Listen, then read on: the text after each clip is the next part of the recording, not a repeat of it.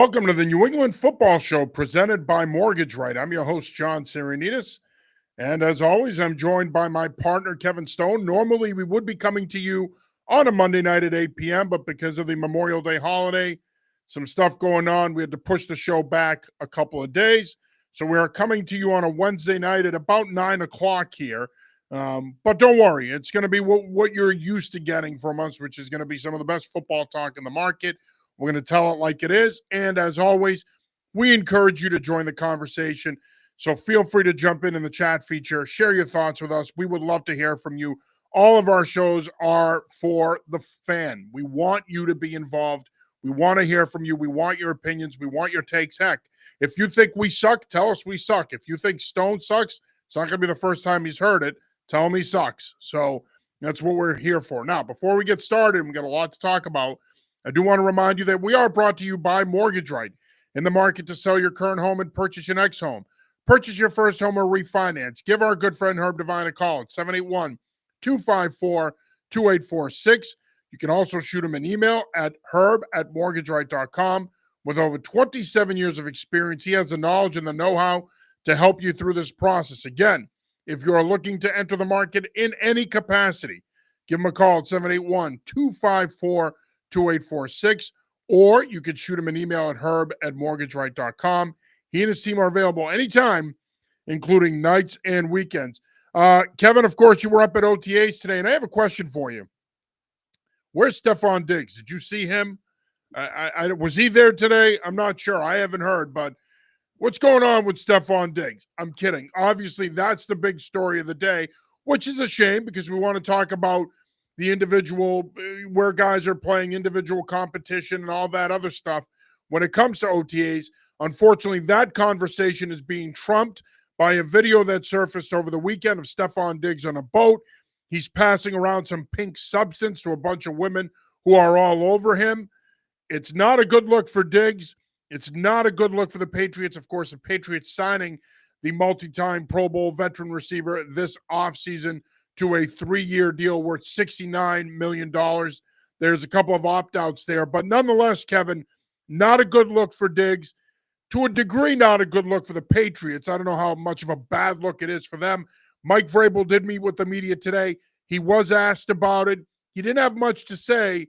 But first things first, your thoughts on this whole Diggs situation.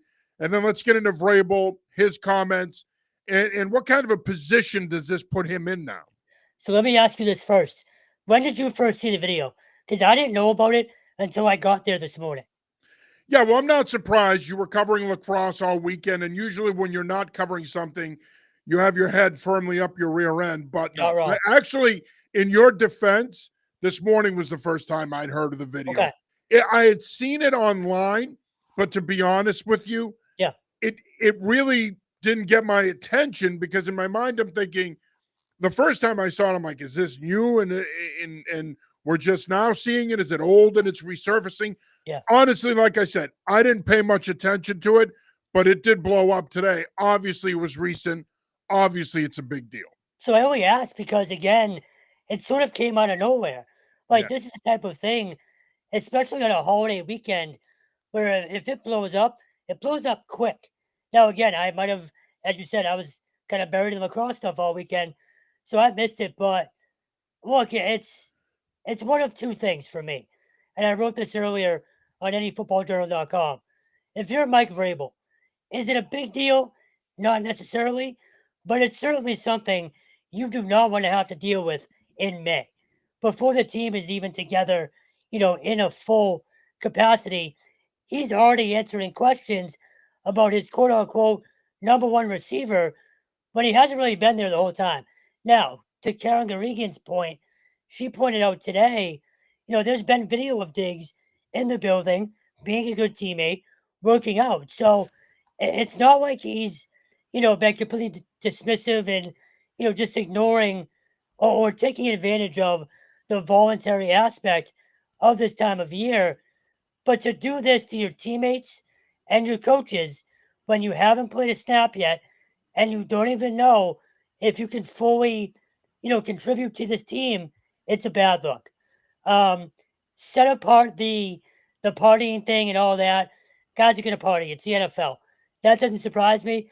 And frankly, my first thought was, wow, the Patriots have a real diva receiver. They haven't had this type of thing that people have to, latch on to in a long time. That was my first thought. But look, overall, it's probably going to go away, right?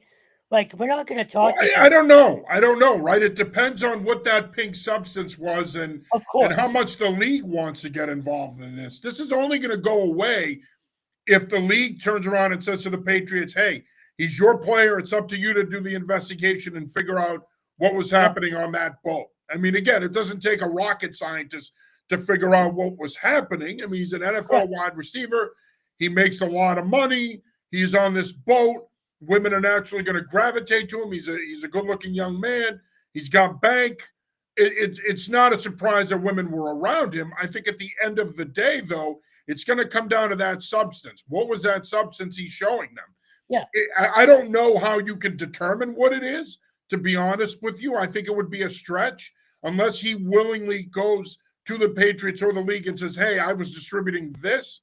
Realistically speaking, more than likely, you can't just go based on the naked eye and what you see in the video. More than likely, nothing comes out of this. I think in the end, it's probably a little bit of a bad look for him and the organization. But I will say this, at least from his time in Minnesota, not so much when he was in Buffalo, he had the reputation of being that guy that you see in the video. Yeah. He was a guy that there was a video circulating today that was done a few years ago when defensive end Brian Roberson was with the Vikings, and he went around interviewing teammates about who they wouldn't want to date their sister, and a bunch of them said Stefon Diggs. So as far as him being, to quote the great Teddy Long, player, as far as him being a player, it's kind of been his reputation for a long time. So that part of it doesn't surprise me. What it's going to come down to is, can the league prove he was doing something wrong? Can the Patriots prove he was doing something wrong?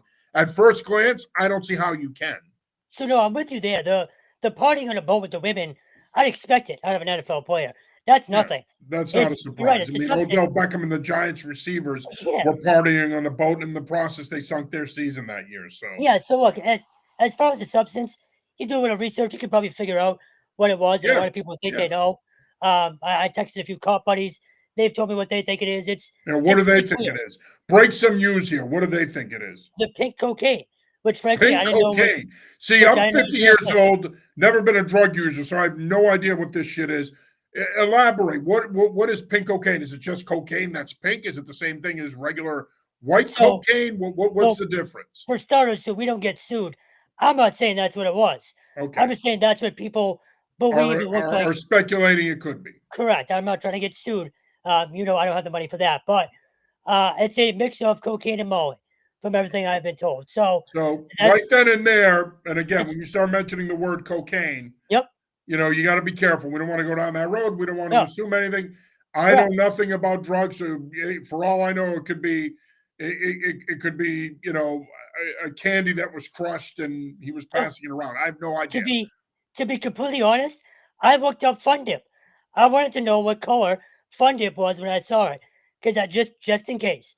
And look, again, we're not saying that's what it was. That's what everybody's speculating. It's a pretty good guess, for lack of a better term. You're right. I always say it goes away because he's going to fail a drug test. And I'm not sure, when he's going to take that drug test, if he'll be asked to. You have to think he will be.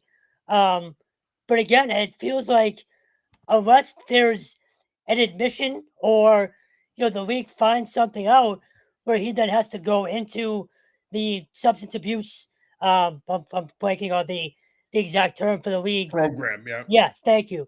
That's going to be it. Like, maybe he gets a fine. Maybe the team finds him, something like that. But you hope this goes away.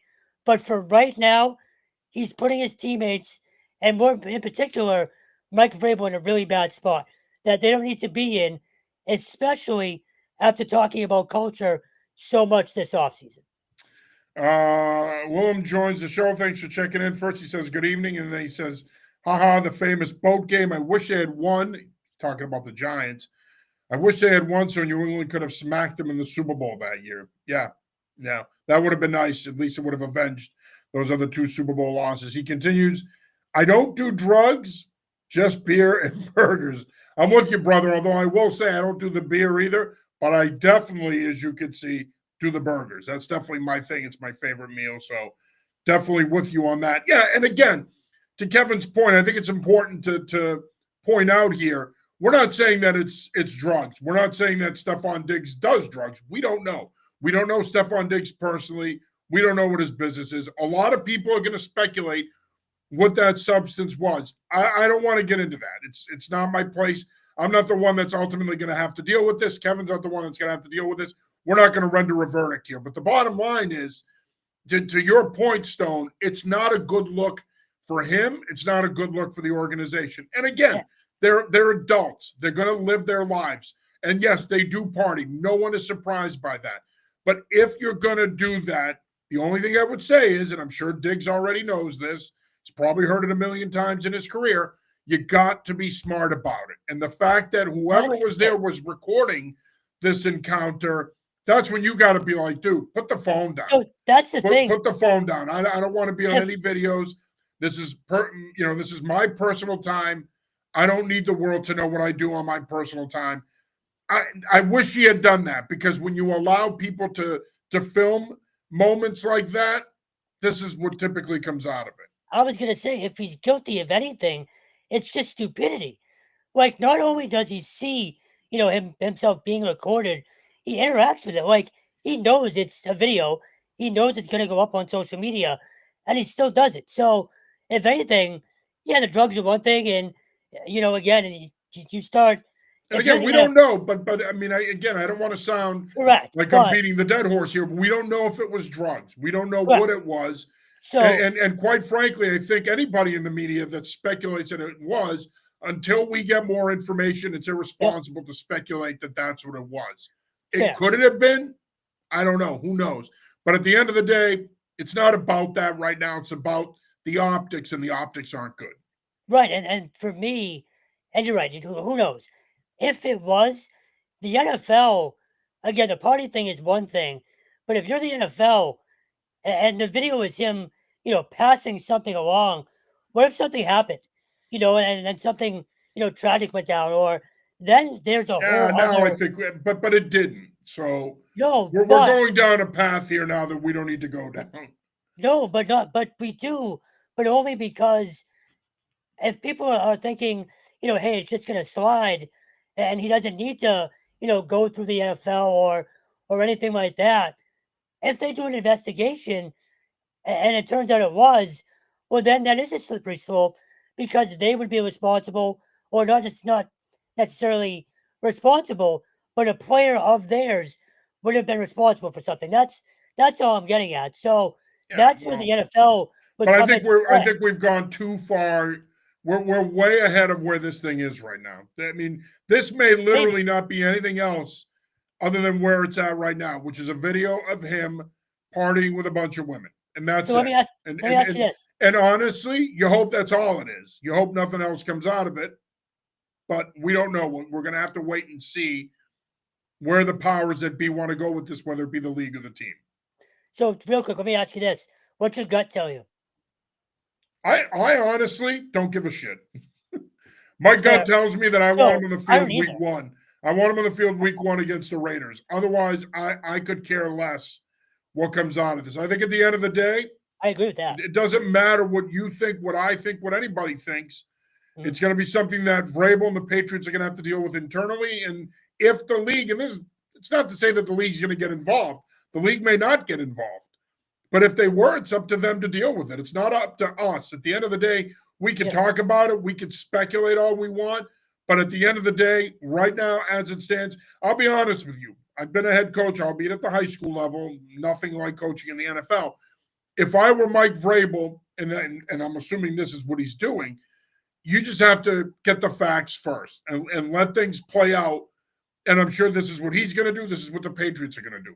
I'm sure that they're going to sit down with Diggs. They're going to talk about it. They're going to get some clarity, and they're going to move on.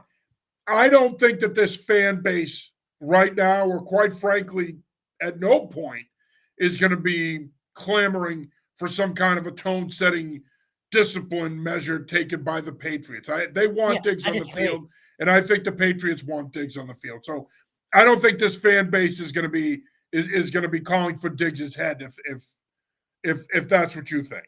So I agree and disagree. On one hand, I'd say the fan base absolutely wants him on the field, but if you also thought he was going to lead this receiver room, Mike Vrabel might need to make an example.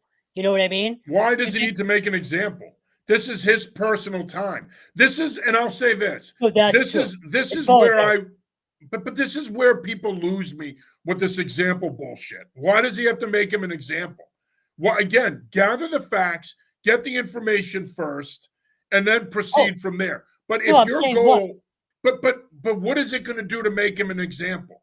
No, but once you have the facts, if it was what people think it was, you don't think that's punishable, or he should be? Well, it's not. At that point, it's probably not going to be up to Vrabel and the Patriots. It's probably going to be up to the league. The league's going to decide that. It's going to be out of their hands more than likely. So that's my point is, why does he have to make him an example? Why are we already going there?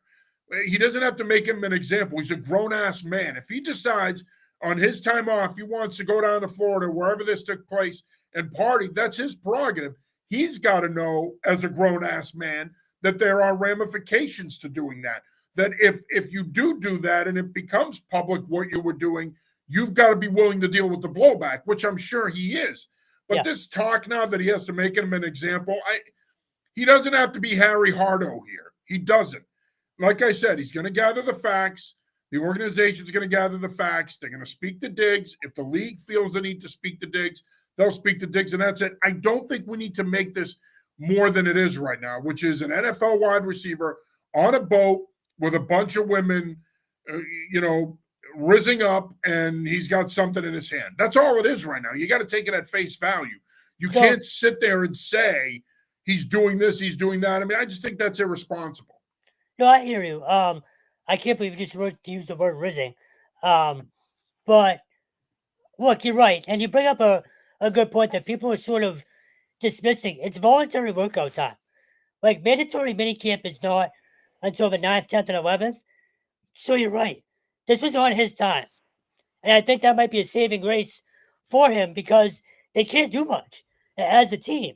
Again, you're right. It's probably going to ultimately be a league thing if it gets that far.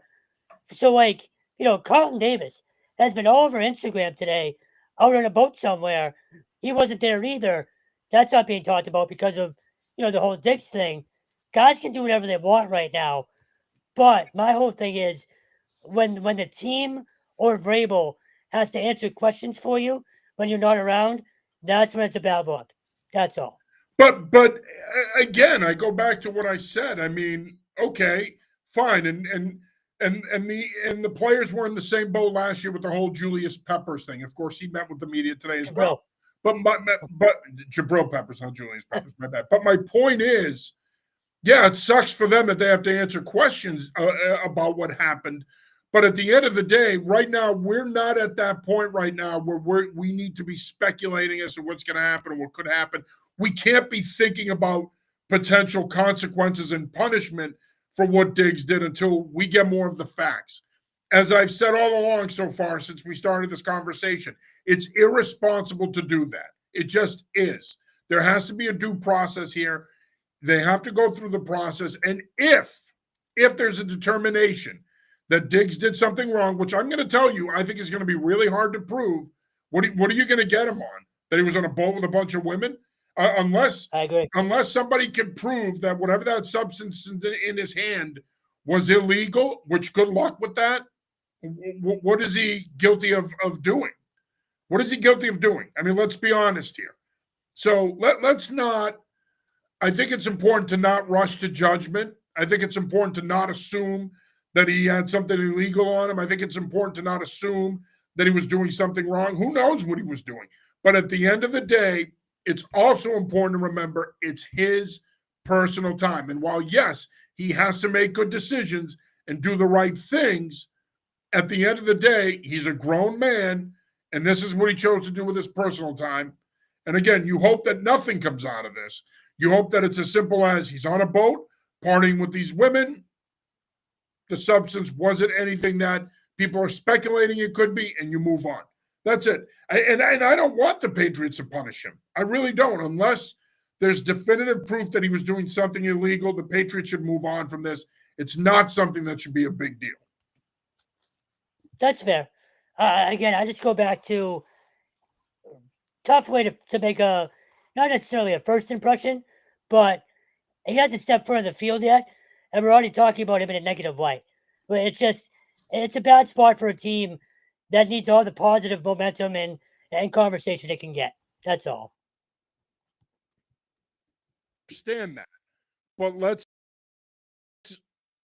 but it's important, and again, it's not ideal. No one's saying it is, but it is important to go through the process. And the bottom line is they're going to go through the process here before anything else happens. And look, you would think that we'll get more clarity on this situation as we get closer to minicamp here in a couple of weeks. We should know more about what direction this whole thing is going to go in, what direction the Patriots are going to go in, and whether the league gets involved. And look, let's not kid ourselves. He goes out and he produces this season. No one's going to be talking about this. It'll be forgotten by training camp. No one. Yeah. Oh, yeah. Oh, yeah. If he looks good at OTAs, trust me when I tell you, provided nothing illegal was done, this thing's going to be a thing of the past. No one's going to care. It's not that big of a deal. Again, we have to remember here, if he is on camera putting his hands on a woman, that's different. If he is on camera doing something illegal, that's different. Right now, he's on camera with 3 women all over him. It looks like he's offering them something, and he's macking. That's all he's doing. Willem, by the way, says that he also likes soda. So I do as well, although I gave up Diet Coke 10 years ago, but I do as well. So moral of the story here, kids, don't do drugs. That's it. Point it. Let's shift gears here now and talk about OTA. Of course, you were there last week for last week's practice. You were there today. Of course, Monday was the kickoff of phase 3 of the offseason. The Patriots are now in phase 3. It's going to conclude, of course, with the mandatory minicamp on June 9th through the 11th. You were there last week for the infamous Drake May 4 interception game. Everybody started losing their minds. It actually became a national story where people started to second guess if he's the future of the franchise. Could he be a franchise quarterback? Is he going to be a bust? The reaction to that whole thing to me was flat out stupid. It was so stupid, and it illustrates how much time we waste on stuff like this, how we're so desperate to find an angle in a story in every situation that people made a big deal out of him throwing 4 picks. I wrote a piece on this last week saying why it's not a big deal. You were there, I wasn't, but from what I've seen from you and others and what I've deduced, it's really not a big deal. He had a bad practice. Now, do you want him to be throwing 4 interceptions every practice? No, you don't. Obviously not. But let's not start talking about him potentially being a bust and not being the guy over 1 OTA practice. That's just flat out. So it's funny. Stupid. I said to Brian Hines of Pat's Pulpit last week, I said, I wish John was here because he'd be losing his mind. Just to the reaction. Now, look, it was the first, I think it was 4 of the first 7 throws, and it was 4 of the first 7 throws that we had collectively seen. So obviously, it's going to get a reaction right away.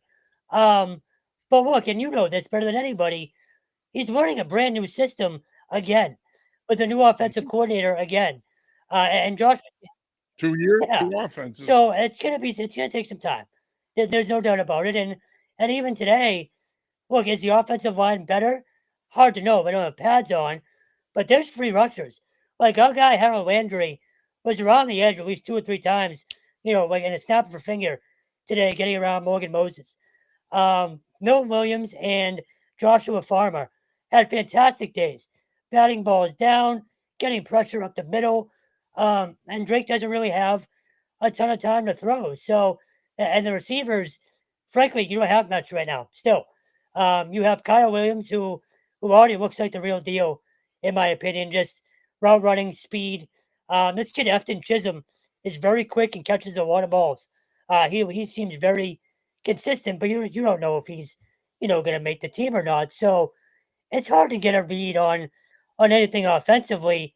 Sure, the defense looks good, secondary looks good, but Which they're always going to look of good this course, time of year. They're always going to look yeah, better in camp. They're always yeah. ahead of the game. They just are. That's a fact of life at and football at and every sort level. of the same thing as last year this time of year. Hunter Henry and Kendrick Bourne are sort of your two main guys that May is throwing to. So, and frankly, Joshua Dobbs, if you were saying who had a better day in light teamwork, it was probably Dobbs today. But again, it's May, so you really can't take a ton out of this. Um, excuse me. The offensive line does seem just more functional and what's the word I'm looking for? They look like a real unit. And Cohesive. yes, thank you. Cohesive. Mr. Wordsmith over here. I can't even come up with that. Well, Um, what do you want me to do? It's not my fault. You have the word bank of a I'm fifth wrong grader. sometimes. So look, it's Most of aside the from the time. Diggs thing, there's still a positive vibe. For a glorified walkthrough, it's been intense. There was a little skirmish today between Cole Strange and I think our guy Truman Jones. You know this. Cole Strange runs hot, man. That's 3 straight years now where in either OTAs or training camp, he's sort of been in the middle of something. So that's a little interesting. But that's a guy who's fighting for his job as well. And I think the receivers In a perfect world, he's your starting correct. left guard. And then the receivers today as well. Keyshawn Booty was just asked about, having 12 guys in the room, when everybody's there. He said, look, there's only going to be 6 of us probably that make this team, and they know it. That competition's going to be the best throughout training camp, I think. So you're seeing glimpses of what could be, but it's a very slow process. People need to be patient with this offense. I know we don't want to hear that after the last 5 years or so. It's going to look better, but it's going to take some time. The defense is certainly ahead right now, which you would hope they are, given the talent they acquired in the offseason as well. Yeah, and whether people want to hear it or not, that's the reality of the situation. You're installing a new offense. And while it might be a familiar system to Patriot fans and people that have covered the team and people that have been around the The language is the organization, same, too. for most of these guys, it's a Yeah, new you can hear system. it. Okay. Some of the calls and the checks. It's been 4 years since they run this Yeah. system. Some of the calls and the checks, you could hear it today. It's the exact same stuff you would hear Brady yelling back in the day. They're obviously going to tweak it a little bit. They have to. It's a 25-year-old system, but it's going to take some time to learn. It is what it is. It goes back even Right. further than Yeah. that. But I think that's the important piece here. It's way too early right now to be worrying about the offense. People need to pump the brakes. It's OTAs. He's probably going to throw a couple picks in minicamp too in a couple weeks. Okay, the offense is probably going to sputter in minicamp at times. They're probably not going to look good. It's okay. They're not going to look good early in camp at times. It's okay. Hell, they may not even look good in preseason. It's okay. The bottom line is they need to look good when it counts, which is week 1 against the Las Vegas Raiders. That's when you need them to look good. You have the entire rest of the offseason to work out the kinks, get guys on the same page, get your quarterbacks into a rhythm, get them comfortable with the play calls, the concepts, the protections, the blocking schemes. You have the rest of this offseason in training camp to get all of those things fixed and get everyone on the same page. Worrying about Drake May throwing 4 practice interceptions in May is like I said earlier, it's just stupid. It's ridiculous. And there's really no sense in people getting upset. All that being said, compare last week to this week in terms of practice and what you saw and who were some of the notable performers. You mentioned some of them with Landry and Milton Williams and Farmer, but overall impressions the last couple Again, of weeks. offensively, it's not much. I mean, I go back to Kyle Williams. The speed is real, man. Like you can see it right away, and he catches everything thrown to him. Javon Baker, I'm not sure how I forgot about this. Interesting day for that guy. I know you can't stand him already. I know. Look. No, it's not that I can't stand him. It's okay that you forgot about it. Yeah. Nobody beats up Kevin Stone quite like No, Kevin but Stone. he was the story of the day because so Indy period was about 45 minutes to start things off, and the quarterbacks are throwing deep posts down the middle of the field.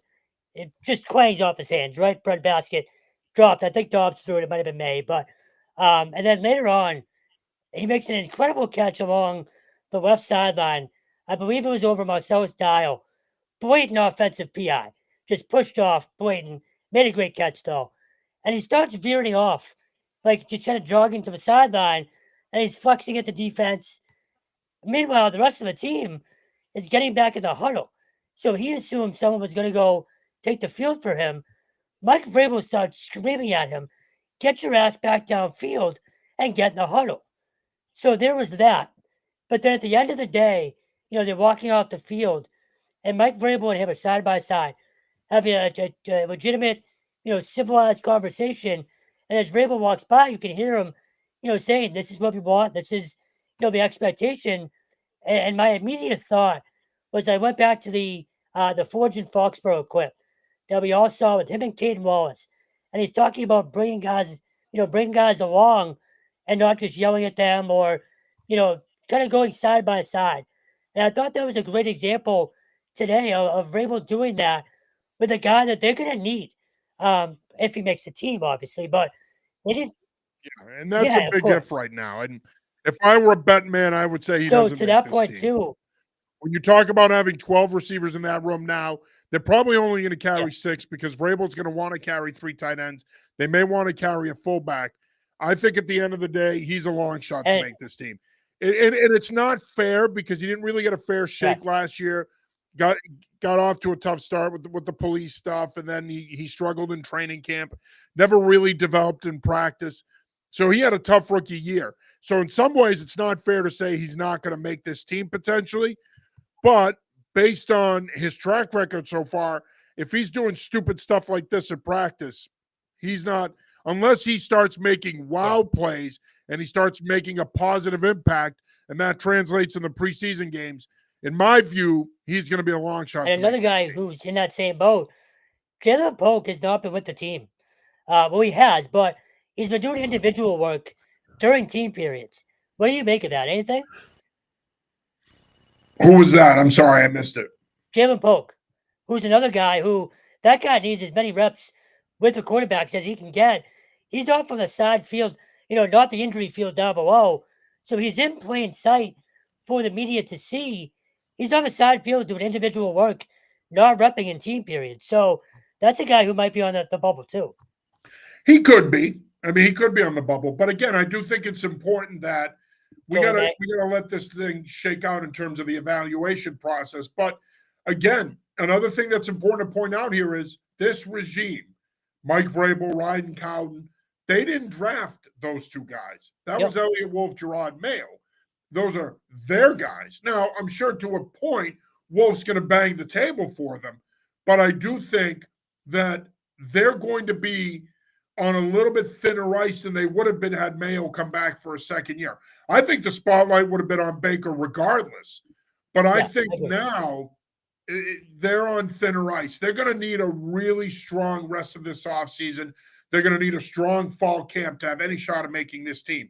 If they don't, then I think the chances of them making this team, like I said, decrease by the day. And even Jalen Polk, even though you saw some flashes in camp last year, even during the season, you saw a couple of flashes from him.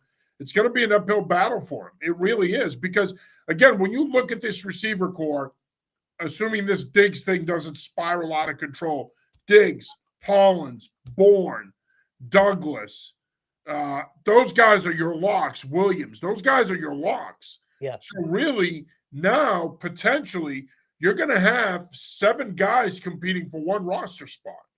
And that's going to be Kayshon Boutte. That's going to be Javon Baker. That's going to be Jalen Polk. That's going to be the rest of these guys. It's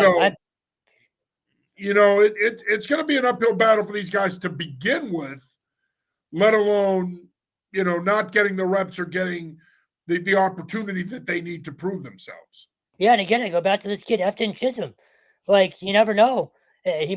Josh Potatoes might fall in love with him. Mike Vrabel might fall in love with him. And all of a sudden, that guy's taking up a roster spot that one of those guys from last year might have had. So yeah, and he's a guy that can operate out of the slot. In this system, that matters. He's a really good route runner, has strong hands. He's competitive in one-on-one situations. My only concern with him is he's not a speed guy. He ran a 4.71 in his pro day. So I do think that that's a part of this. I mean, this is an offense that's going to want more of that big play element, especially off play action. He's not a guy that's going to give that to you. So, as far as I'm concerned, he would have to have an extraordinary camp to make this team. But I think he's a guy that would have to beat out a Keyshawn Booty to make this team. It's going to be those guys. It's not even necessarily going to be Polk and Baker. He may beat those guys out pretty early, but it's going to be, can he beat out a guy like Booty as to whether or not he makes the team. And again, another guy that we got to keep an eye on in all this is Kendrick Bourne. What do they do with him? I don't think he's a lock to make this team. Now, the reason I say that is I don't think they cut him, but he could be a potential trade piece in camp. So we'll see. I mean, again, we don't have any inside information that they may or may not move him or they like him, they don't like him. But one of the ways, if you like one of these young receivers, one of the ways you can create that spot is potentially moving on from a veteran as well. I will say about Bourne, he's been there every day, looks healthy, looks much better already than he did last year this time of year, which obviously he was coming off the injury. But if in terms of depth and where he might fit in, he's been lining up as one of the first guys along with Kyle Williams and Pop. So I think they have high hopes for him, and I feel like they should. Like, he's a proven veteran in this league who we've seen is talented and can help this offense. So I think you're better off with him than without him, in my opinion. Yeah, I agree. But we'll see. Again, a lot of that stuff will shake out in training camp. You are watching / listening to the New England Football Show presented by Mortgage Right. I'm your host, John Sarianides.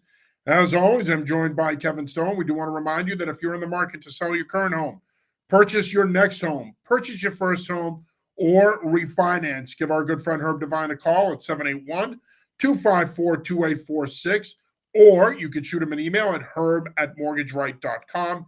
He and his team are available anytime, including nights and weekends. All right, Stone, we're going to pivot here from talking about the Patriots to talking some college football. One of the things that we're doing this week is we're doing a little over-under series on Boston College, UConn, and UMass. So far, we've done Boston College and UConn. UMass is going to be up next tomorrow. Right now, as it stands for over-unders, both Boston College and UConn are in the same neighborhood, over-under 6.5 wins.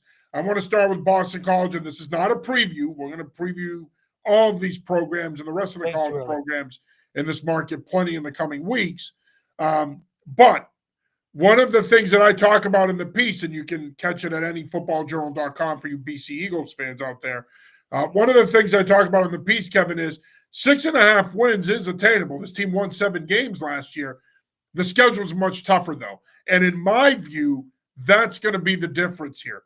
You don't have as many opportunities to catch your breath, if you will, in the middle end of the season, where you can get on a little run like they did last year and get to that 7-win threshold. So in my view, can they win more than 6.5 games? Absolutely. I think on paper, this is a 7, potentially 8-win team. I think anything more than that could be tough. The talent is certainly there. We know the coaching is going to be there.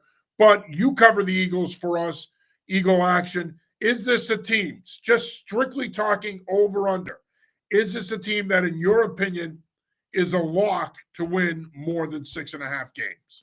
So lock is an aggressive word. That's why I used it. Yes. But look, I think they're a 7-win team this year, and it's because of the schedule. I'm more disappointed that that's the bar. Like, how many years in a row are we going to talk about BC and 6.5, 7's the bar?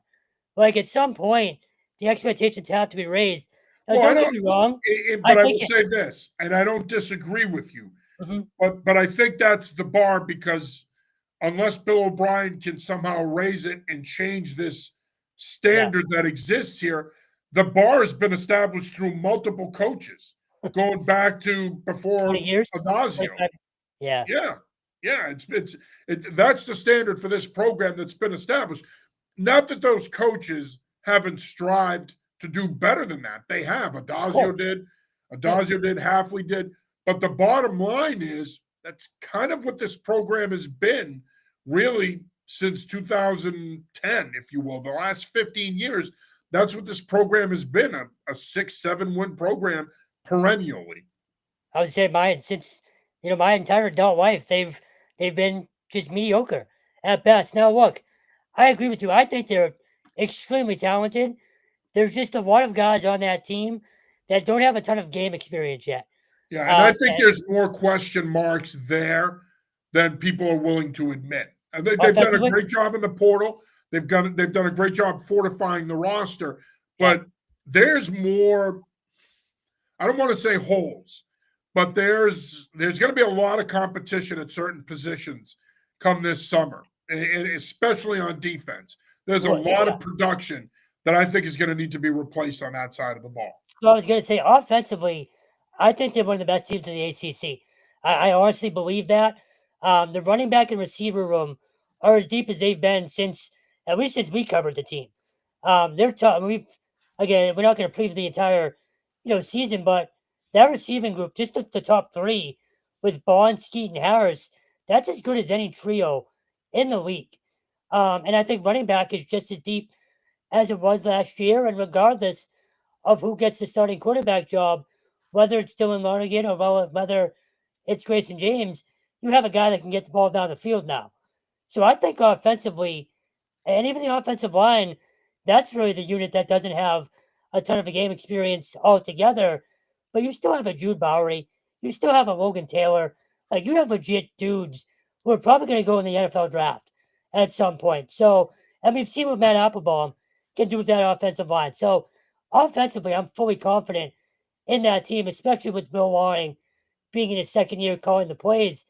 But defensively, and BC acknowledged this in the offseason by going so hard in the portal at linebacker and in pass rushing.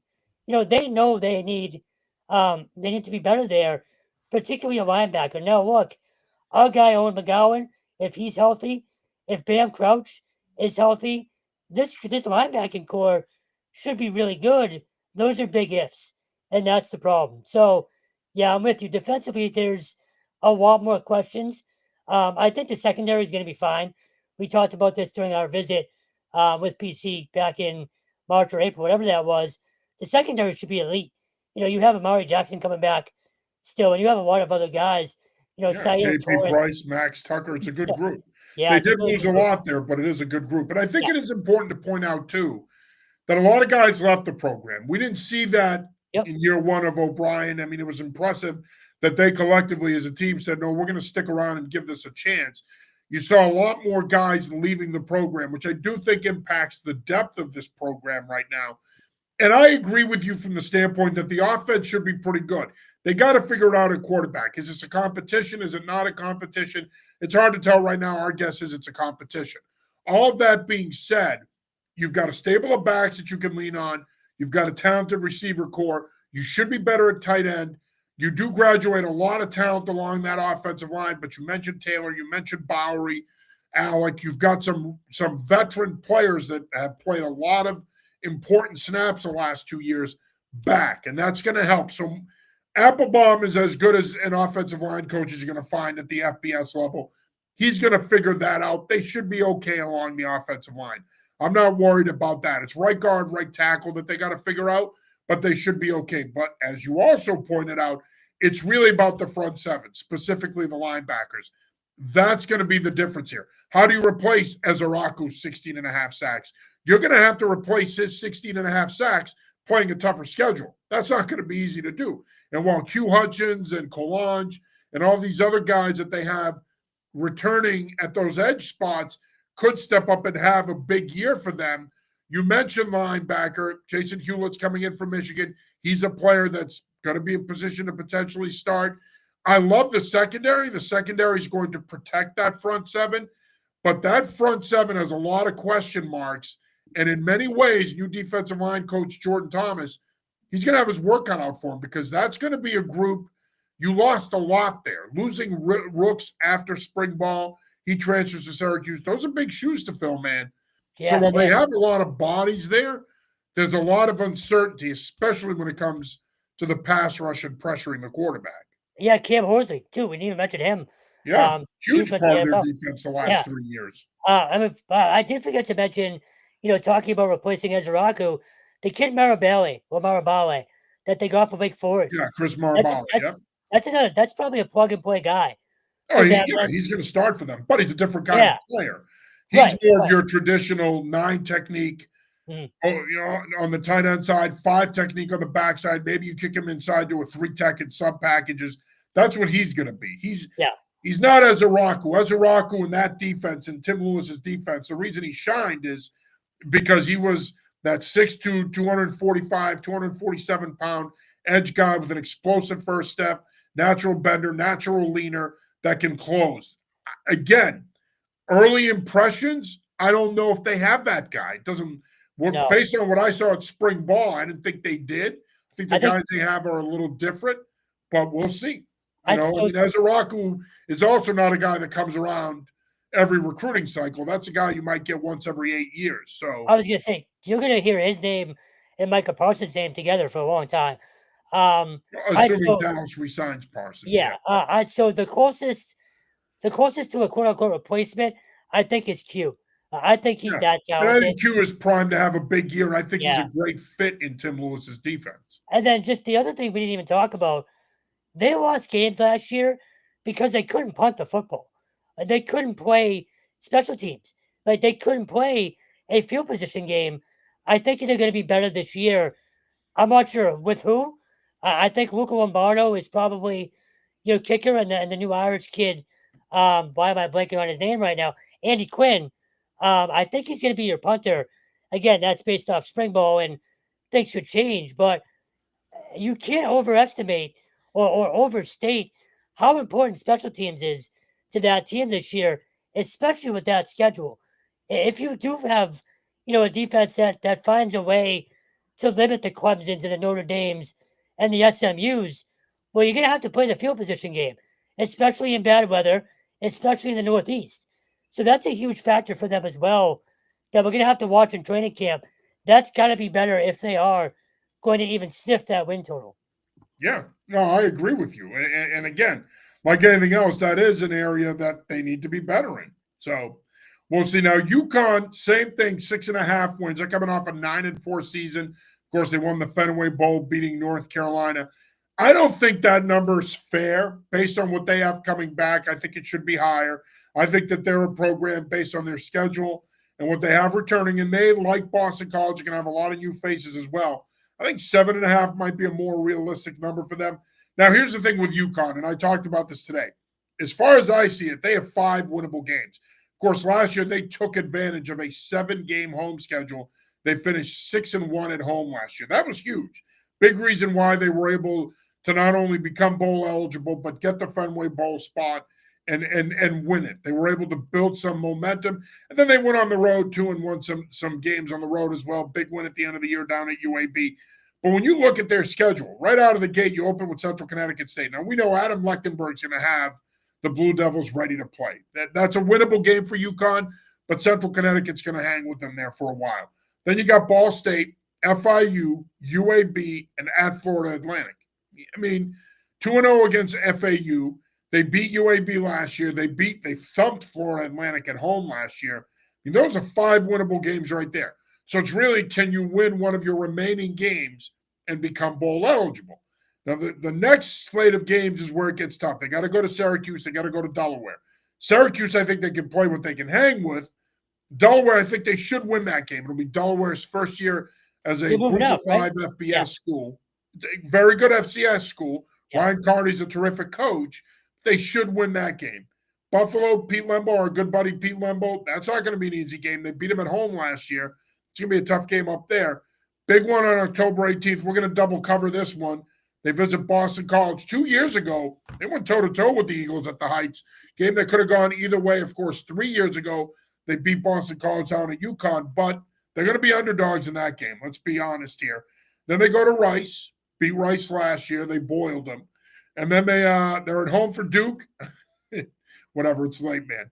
They're at home for Duke. And then in an interesting game, they host Air Force as well on November 15th. So, look, when you look at this schedule, in my opinion, if I'm a Huskies fan, Kevin, I expect 8 wins out of this. I really do.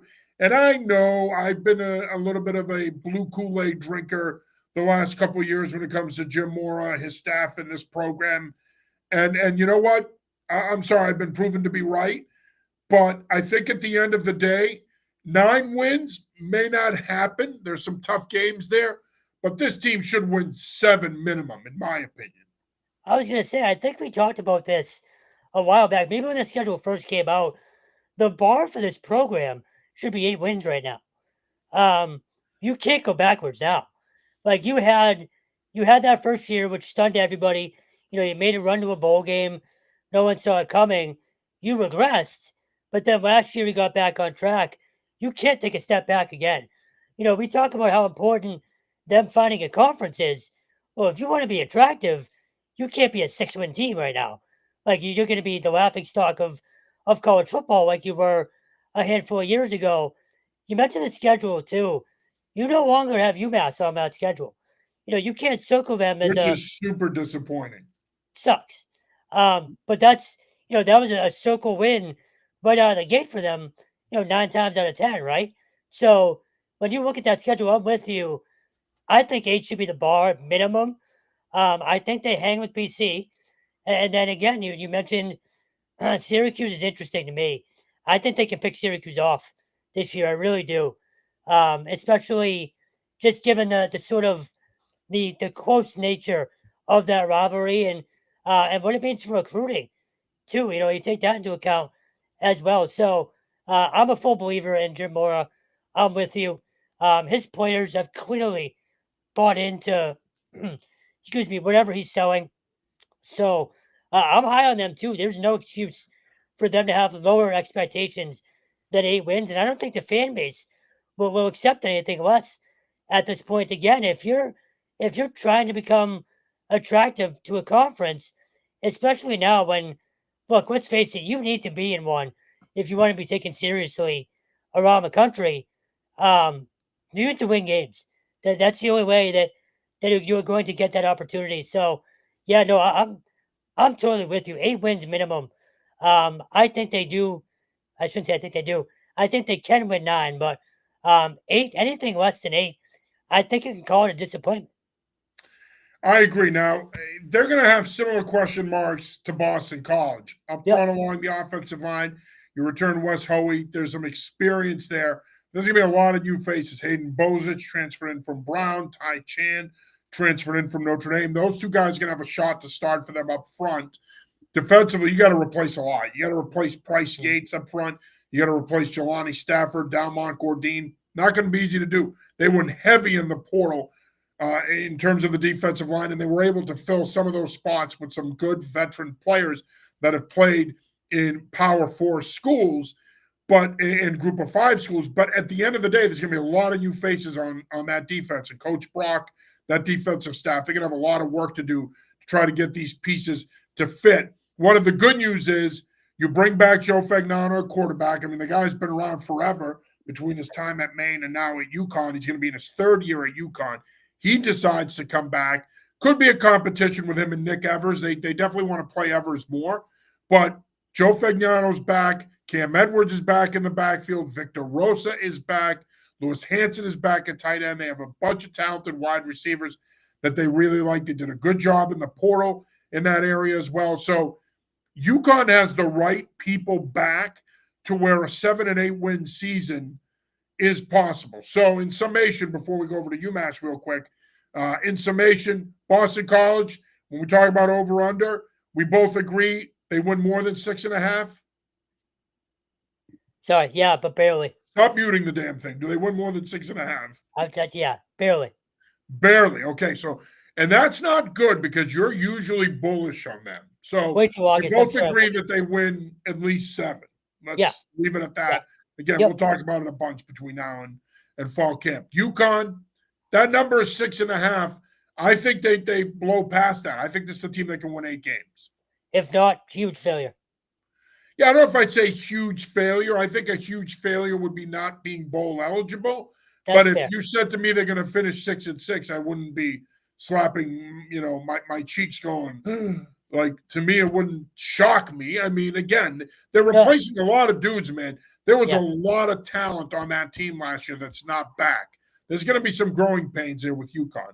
Now, let's shift gears here now. Go ahead. No, I was going to say there is. But you mentioned Fagano and Rosa. Those can't be overstated. To have the guy at quarterback and to have Rosa. But Edwards and Rosa need to stay healthy. They need those two guys to stay healthy, because one thing we know about Jamora, one thing we know about Gordy Samus, they're going to want to run the football. They're going to want to run the football, set a physical tone, and put Fagnano and the quarterbacks in a position where they can make good decisions in the passing game. So they need their backs to stay healthy. That's going to be huge for them. Yeah. All right, UMass. UMass now, we're going to set the win total at 3.5. Joe Harris-Simiak going into his first season as the head coach at UMass. Do you want to talk about roster turnover? They've turned the roster over big time. Over 30 new faces in the UMass program. That was all done going into the spring, and then they added some new faces after the fact. I mean, Harris-Simiak and his staff continue to turn this roster over. Early impressions, great. Really good first impression for Joe Harris-Simiak and his staff. We've had people on the ground there during spring ball. Our Ryan Barry, who knows UMass football as well as anybody in this market, very impressed with what he saw. For me, I think the move to the MAC obviously is going to pay huge dividends. Count me in as a Joe Harris-Simiak fan. We got to interview Coach Harris-Simiak at the Massachusetts High School Football Coaches Association Clinic. He's the real deal. My hope is that he stays here a long time and he builds a good competitive program, because we know that the UMass alumni and fan base deserve that, and I think college football in New England deserves that. Now, 3.5 wins is your bar. They open at home against Temple on August 30th. And by the way, old friend Keith Dudzinski is on the Temple staff, so it's going to be a homecoming for him, of course. He was on Don Brown's staff, and he was also here previously with Brown as well. First 2 games at home. They host Temple. I mean, on paper, that could be a winnable game. New staff breaking in at Temple, just like at UMass, so it's a toss-up. It could go either way.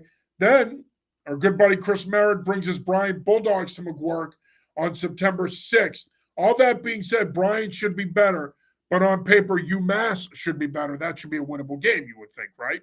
I was just going to say, Bryant's going to be better. But yeah. Bryant's going to be much better.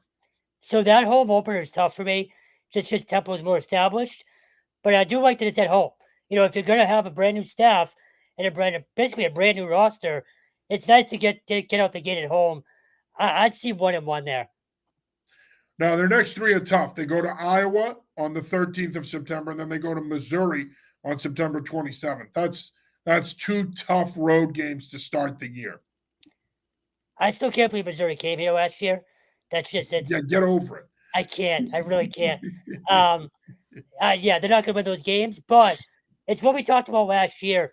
Really, whenever we have this kind of matchup, like when they went to Georgia, you know, you just hope you don't get slaughtered, right? You take the paycheck, you stay healthy, and you get home. But if nothing else, you're in a conference now. Be respectable, right? Like, don't lose 52-10, something like that. I mean, but you say that, but just because you're in a conference doesn't mean you can't get your coconuts kicked in. Let's be honest. I mean, nobody. It's just been done. I know. I know. But what I'm saying is, just because they're in a conference doesn't mean they're blowout. They're blowout. Oh, of course. They again, it's all about the Jimmies and the Joes. We know that. So, at the end of the day, those programs are going to have better Jimmies and Joes, and that's going to be the difference. Then I'm going to look at it and say, "Oh man, they're in the MAC now. They might play us tougher." No, but I guess my point is just, you know, I know they have self-respect. It's not the right word I'm looking for, but on that stage, if you're going to take the check, at least just try to make it a little more competitive than it's been in years past. That's all. Yes. Well, I think they can get there eventually. Yes. Now, they do come home on October 4th for their first MAC game against Western Michigan. That's a tough draw, getting the Broncos at home. Then they go to Kent State on October 11th. And again, we're going to talk about this ad nauseum, so I don't want to spend too much time on it. We're really trying to figure out over-under here. But Western Michigan at home, you come to play depending on the health of the team at that point in the season, where you're at record-wise. Tough game, could win it, probably would be an upset. Then they go to Kent State. That's a winnable game. So, in my opinion, when you look at their first 6 games, you should have 3 wins there. I mean, you should be 3-3 after, if not 2-4 after 6 weeks, right? If I agree. If you're a UMass fan, that's got to be the expectation that after 6 weeks, you're 2-4. It can't be. You can't be 1-5 or over. I mean, you should. I think you're gonna have a good shot against Temple. You should be the better team against Bryant. You will be the better team against Kent State. I mean, you should at least win those 2. But, and believe me, I think if you ask Joe Harrisimiak, if they came out of the first 6 weeks 3-3, if you gave him truth serum, I think he would tell you he'd take that. 100%. And if nothing else, we talked about the roster turnover. They have guys with college football experience now. Like, this isn't an all, freshman team. These kids know how to play and win football games. So I'd expect them to be in every game this year. Yeah. Of course, and then they come back on the 18th. They host Buffalo at McGuirk. They go out to Mount Pleasant, Michigan, to take on Central Michigan on the 25th. Then the Akron Zips are next on the schedule. They visit Akron after that. Joe Moorhead, the coach there, of course, and a lot of local ties in the area. We've had him on one of our shows. So good man, Coach Moorhead. And then they come back home for a tough game against Northern Illinois on November 12th. That, by the way, is a MACtion game. That will be a MACtion game on Wednesday night, November 12th. You think Ryan Barry's going to love going out to UMass on a Wednesday night? Oh, baby. We might have to pay. We might have to pay for a hotel room. Yeah. And that Akron game, by the way, is going to be a Tuesday night game. So we're going to have midweek MACtion. MACtion matters, baby. We might have to make MACtion before. You're going to love it even more now. We might have to make a trip out there and go live.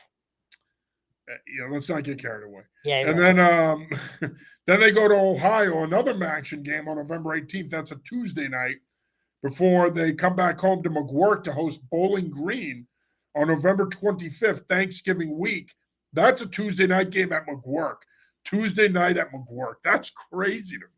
Crazy. But that's why I'm so fired up that they're in the MAC, because it's awesome. I love MACtion. I'm a MACtion devotee. But now we've got even more reason to be into MACtion. UMass action, UMACtion, or whatever the hell you want to call it. All right, based on that schedule, is more than 3.5 wins realistic? I think it is. I'm buying on Joe Harrisimiak's stock. I'm going to buy a bunch of it. Count me in. I think they can win more than 3.5 games. Yeah, I'm going to go 4 or 5. I know we'll do win totals down the road, but I'm with you. It's May. It's easy to be bullish in May. Just go for it, Stone. Let the coconuts drop. Just go for it. So I do. And again, I keep going back. Actually, in your case, let the stones drop. Better. I have to believe all the turnover on that roster. Again, these are kids that have played college football. Like, this isn't a new staff with a whole ton of freshmen. Yes, they have a bunch of but you're gonna have. But to your point about the roster, you're gonna have a lot of new faces. I mean, who's their quarterback? Is it Harrison? Yeah. Is it Jordan? Like, there's a lot of question marks there. They've also had a lot of guys leave the program. A lot of graduation up front on both sides of the ball. Yep. That secondary, which was a strength under Don Brown, there's a lot of new faces on the back end. I mean, this camp is really, in many ways, not that it would be any different if Joe Harrisimiak was going into his 4th year, but in this day and age with the transfer portal, you're constantly reinventing yourself. You're constantly piecing the roster together. But they're going to have a lot of work to do in camp to get this team to a competitive place. No, I hear you. But it's just, for me, it's not all freshmen. Like, these are not all brand new. They are brand new kids to the team. But these guys, there's a reason that Harrisimiak went and got certain guys, because he knows they're experienced. He knows they know how to win football games. And we talked about this, it might have been 2 shows ago. A lot of the high school kids that they have coming in have won football games. That's huge. I just got a commitment last week from Zavarian's Dave Chivagano. Exactly. So there's kids coming in that know what winning looks, smells, and feels like. Not at UMass, but they at least know what it's like. So that's huge, especially coming out the gate for them. Yeah, it is huge. So I think we're both, confident that Coach Harrisimiak and his staff, our good buddy Mike Bajakian running the offense, I think we're comfortable saying that this is a program, when you look at that schedule, I think 4 wins is a possibility, man. I really do. I think 5 might even be in the cards. If this team goes 5-7 next year, I think UMass fans are going to be streaking I would say all throw a throughout parade. Amherst Center. They're going to be running around like they're going to be ecstatic if in year 1 of the Harris Simiak era, this program wins 5 games. I don't see how if you're a UMass fan or alumnus, you're not doing jumping jacks over that. That would be a great year for this program, given If its recent struggles the last 15 years. if they win 5 games, we talk about needing to invest more. The money will stop pouring in.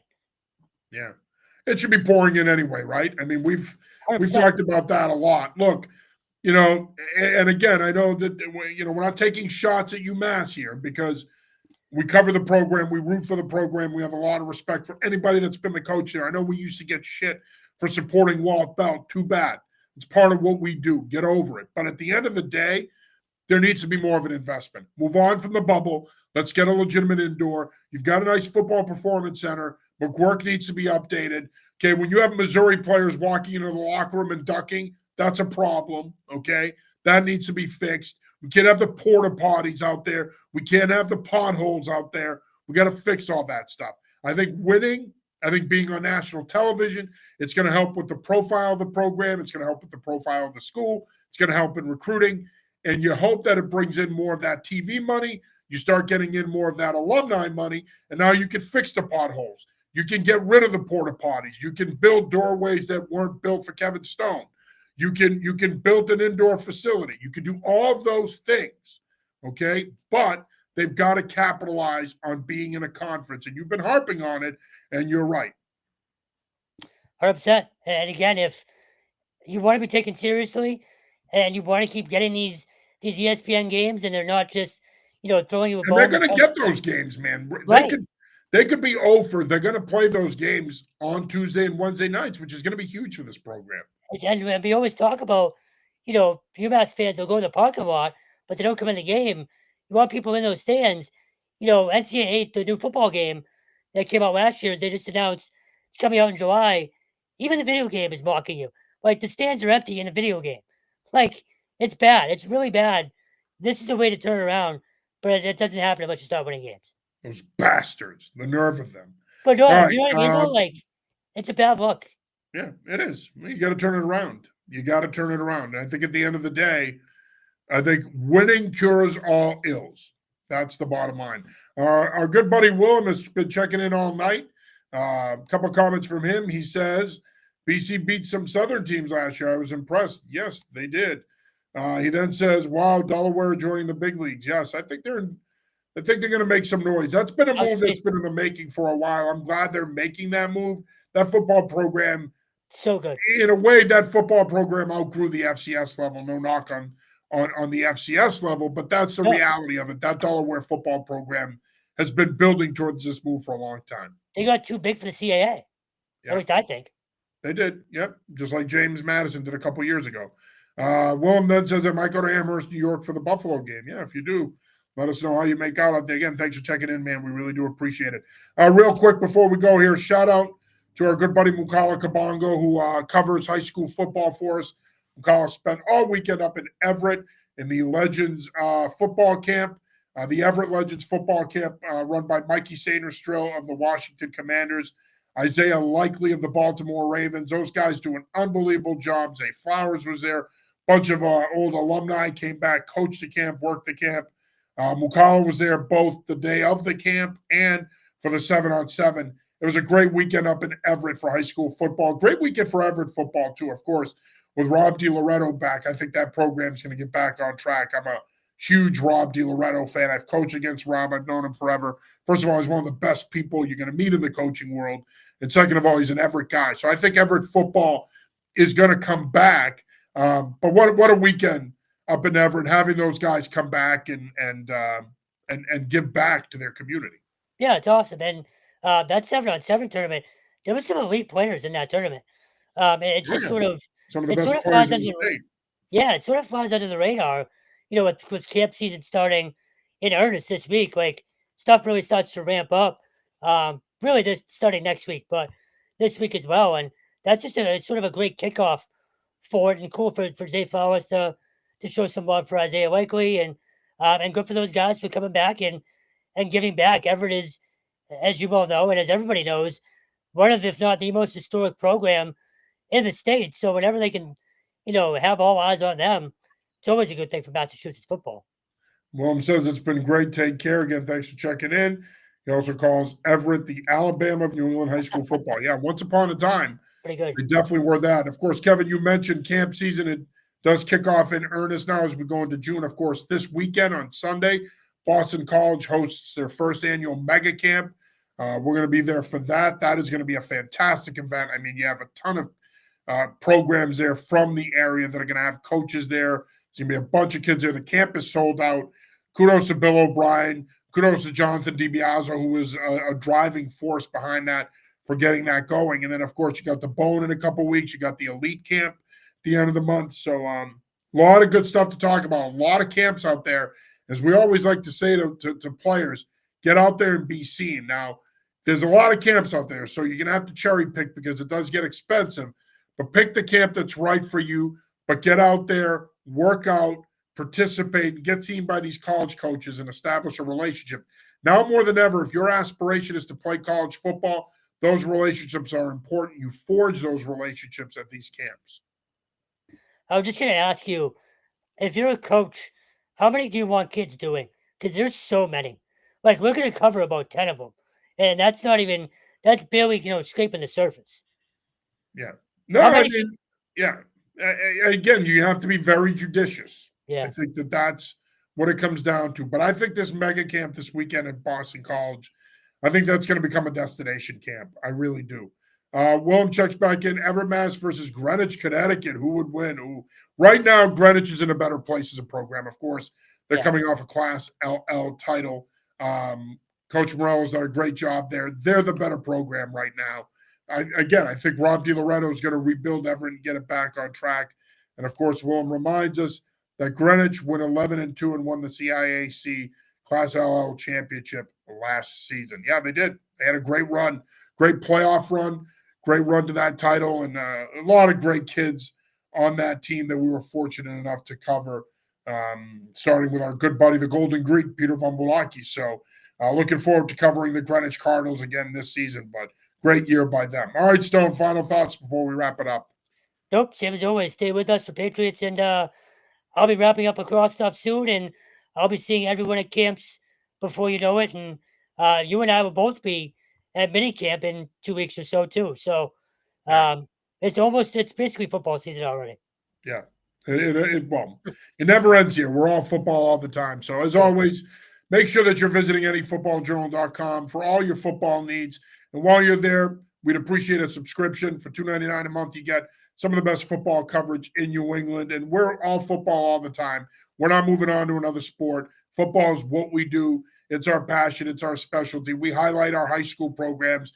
We highlight the players, the coaches. Same thing with our college programs, our D1 college programs. And we're going to be expanding our coverage this year a little bit too more on the college front. So stay tuned for that. Of course, New Haven, which we didn't even talk about that much. We mentioned it last week. New Haven, of course, is going into the NEC.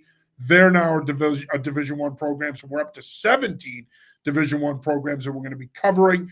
We're also going to be looking into doing some more in terms of expanding our college coverage as well. And as always, we know that there's a lot of great Patriots coverage and content in this market, but give us a look as well. I think you'll like what you see both in terms of our written content and our video content when it comes to the Patriots. Before we go here, we do have one more quote or one more comment, and that's Willem saying peace. Peace, brother. Thanks for joining us. Peace be with you. All right, that'll do it for this episode of the New England Football Show. For the one, the only, the incomparable Kevin Stone, I'm John Sarianides. We'll be back with you next week. Until then, stay safe, and as always, peace. See ya.